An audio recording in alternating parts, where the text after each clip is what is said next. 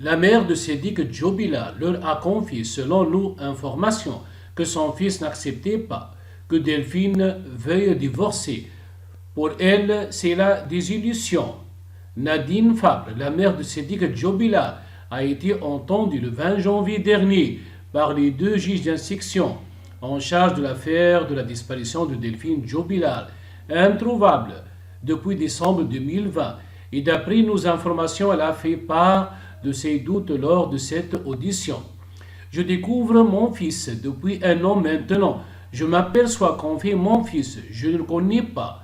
Pour moi, c'était un homme idéal, un mari idéal, un père idéal. Il était travailleur, bosseur, franc. Finalement, je découvre tout le contraire, a-t-elle confié au juge. Nadine Fabre leur a aussi raconté les difficultés financières que rencontre alors son fils. Elle leur dit avoir déjà vu Cédric se servir de la carte de son épouse, qu'il avait régulièrement avec lui, surtout après la disparition de Delphine. Il n'avait pas du tout accepté la décision de Delphine. Selon la mère de Cédric Jobilar, son fils n'acceptait pas que son épouse veuille divorcer de lui. Il m'a dit que s'il découvrait qu'elle avait un amant, il avait enjoué devant le juge pour le divorce. Je pense qu'il n'avait pas du tout accepté la décision de Delphine. A-t-elle encore témoigné? Nadine Fabre a regretté aussi l'obsession de son fils envers son épouse.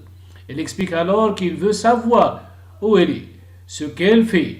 Il veut tout savoir en fait, un comportement qui diffère nettement de celui au début de leur relation. Où Cédric parlait de Delphine, toujours en termes positifs.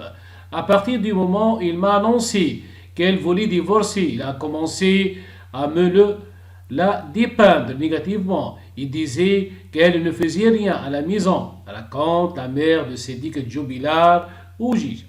Ça a été quand elle a voulu divorcer. Je disais que c'est à partir de fin août, début décembre.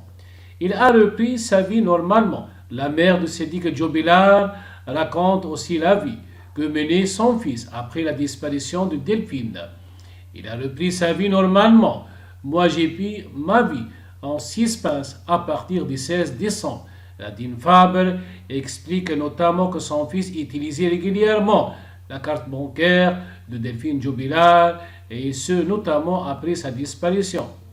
Il ne se servait que de la carte de Delphine, a-t-elle assuré au juge.